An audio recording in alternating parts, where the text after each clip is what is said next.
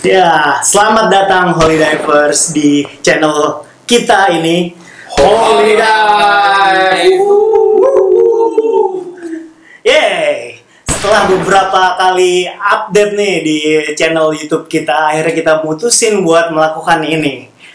Pernah nggak sih lo, waktu lo melakukan olahraga nih, sebagai pemula baru melakukan olahraga, lo melakukan kesalahan? Banyak banget, banyak lagi. Ya kan? Banyak coy, pasti banyak.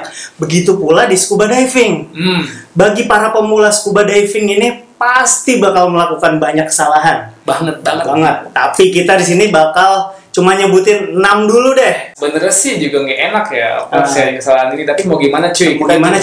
Harus amar ma'ruf nahi munkar. Itu banget ya. Jadi kita bakal ngasih tahu apa aja kesalahan itu dan kita bakal kasih solusi cepat buat ngatasin masalah itu. Bener. Ya kan? Nah, tanpa panjang lebar lagi lah. Panjangin. Mau panjangin lagi? Udahlah, banyak-banyak kasihan kuota kalian. Ya, mari kita turun lagi di Let's Go Down. Di situ.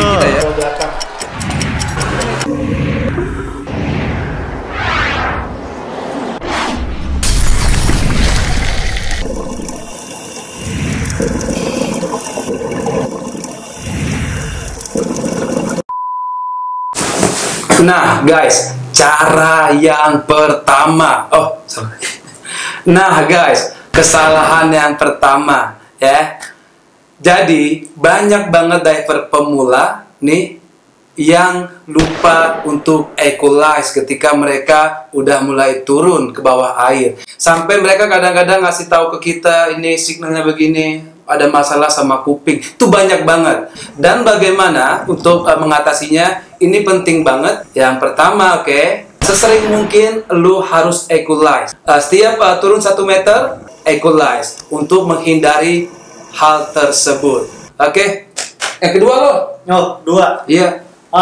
Yang kedua nih, scaling. Apaan tuh scaling? Gini coy. Di scuba diving, lu nggak berenang pakai tangan. Lu mau jadi perenang, daftar di Olimpik. Kalau lu mau jadi scuba diver, jangan sekali-sekali pakai tangan lo. Kenapa emangnya? Kenapa? Soalnya kenapa? Lu diving nggak sendirian, ya kan? Di samping lu ada buddy, ada temen lu yang temenin. Kalau lu ngampar-ngampar begini tangannya, tuh kena muka kan gak enak, atau kena tangan, senggol, disangka lu manggil dia, taunya lu nggak manggil, kan? Terus kenapa lagi? Ada koral, sesama makhluk hidup coy. Kalau lu ngawur gini, kena koral, ntar tangan lu sakit, ya kan? Atau koralnya bisa rusak, ya. Udahlah, pokoknya caranya tangan bisa ditaruh dada, gini aja. Diem aja tangan lo, gini, tinggal kaki yang kerja. Oke? Yang ketiga coy. Yang ketiga. Nah, tadi kata Denny kan tinggal kaki yang kerja. Tapi cuy, banyak banget gue ngelihat nih diver-diver pemula yang kickingnya itu kayak apa ya? Kayak cycling. Kayak begini kickingnya nih. Kayak gini. Itu salah banget. Salahnya kenapa? Yang pertama itu ngabisin tenaga dan lu tuh nggak maju-maju sebenarnya. Jadi Denny itu pernah kasih tahu gue ya, dia pernah dapat tamu di dive center dia yang terkenal itu yang di Lembongan. Kenal banget ya. Iya. Dia dapat tamu di Crystal Bay. Terus tamunya ini diving kickingnya begini. Terus nggak pindah-pindah di Crystal Bay, mau ngeliat mola nggak pindah-pindah, jadi akhirnya si Denny nenteng begini kan, ditenteng, ditarik, didorong, ditarik. Karena apa? Kickingnya nggak efisien. Makanya kalau lu mau diving yang benar ya, buat diver pemula, lu harus kicking dengan efisien ya. Kira-kira begini. Jadi itu diajarin tuh ya kan? Nanti diajarin kalau lu di dive course pas lu ngambil open water dive course. Jadi bukan kayak gini ya, sekali lagi ya, ini salah banget. Jadi lu harus kayak kicking yang benar supaya lu moving efficiently dan lu moving dengan halus, steady dan lancar. Cakep.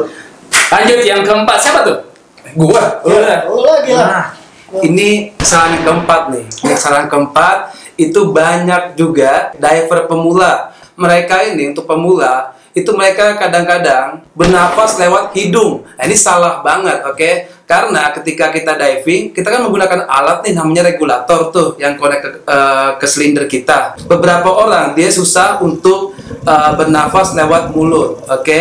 Jadi mereka bernafas lewat hidung, which is ini nggak bisa dilakuin karena kita nggak punya suplai udara di masker atau di hidung kita. Itu. Nah, untuk mengatasinya, lu harus serileks mungkin, tenang, oke, tenang, dan mulai membiasakan diri bernafas lewat mulut, oke, itu solusinya. Caranya juga tuh, caranya juga bisa ini apa? Bisa pas tidur pakai masker. Bisa juga tuh. Jadi itu salah satu cara tuh, oke, bener banget tuh. Salah satu solusi juga nih dari gue nih, gue punya pengalaman waktu dulu tamu gue, dia nanya ke gue bisa nggak nutup hidung gue waktu diving? Bisa banget. Jadi ketika diving dia tutupin hidung begini aja, sambil nafas nih. Nah selain itu juga efisien buat poin scaling tadi yang gue bilang. Benar banget. Tangannya sibuk pegangin hidung, jadi nggak kemana-mana, kan? Benar banget. Itu jadi beberapa solusi ya singkat bagi diver yang masih bingung, masih menggunakan hidung untuk bernafas ketika diving. Terus yang kelima nih siapa ya?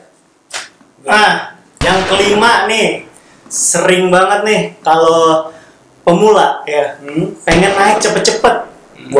Waduh, kalau kita nih ya disuruh diving, kita mah nggak pengen naik cepet-cepet coy. Nggak pengen kan, dia disuruhnya 1 jam, kadang-kadang kita sering 1,5 jam. Tapi kalau pemula biasanya sering banget nih ascend atau naik cepet-cepet atau kecepetan. Kecepetan. Kenapa kecepetan? Ketika kita naik, kita disarankan untuk perlahan, pelan-pelan. Tapi karena kita masih pemula, belum banyak pengalaman, cepat kicking naik ke atas, yang penting nyampe. Itu kan bahaya kan ya? Itu bahaya banget. Kenapa? Wah, itu panjang bahasanya sih.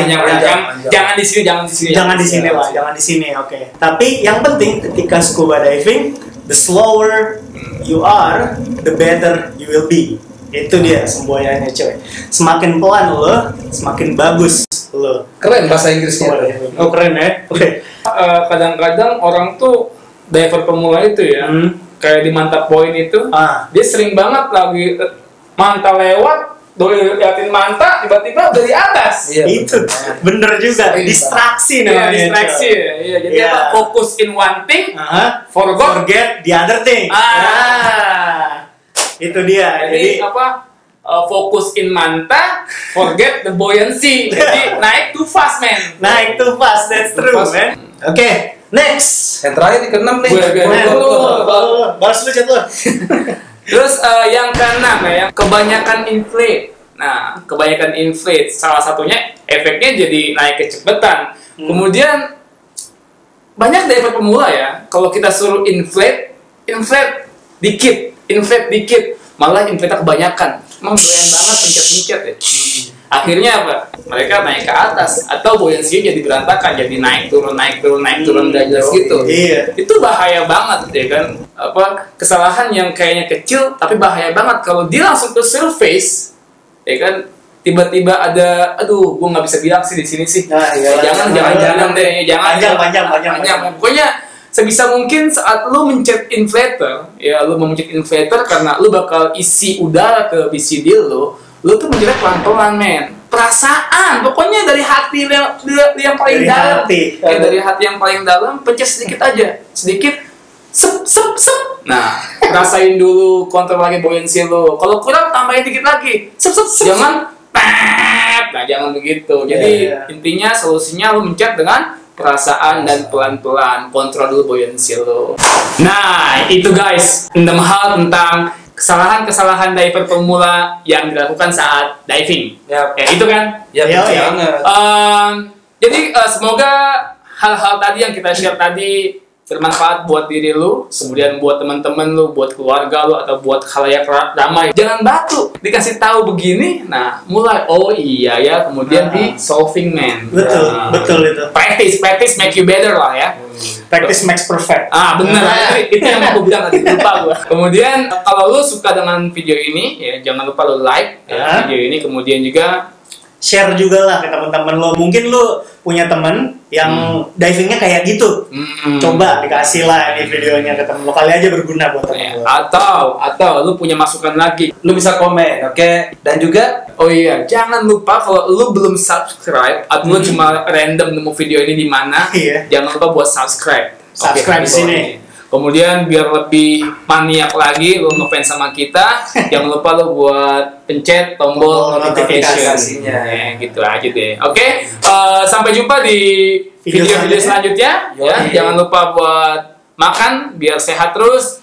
Jangan lupa buat Pakai keep masker, wet, pakai masker. pakai masker, Oh, iya. masker. Wassalamualaikum.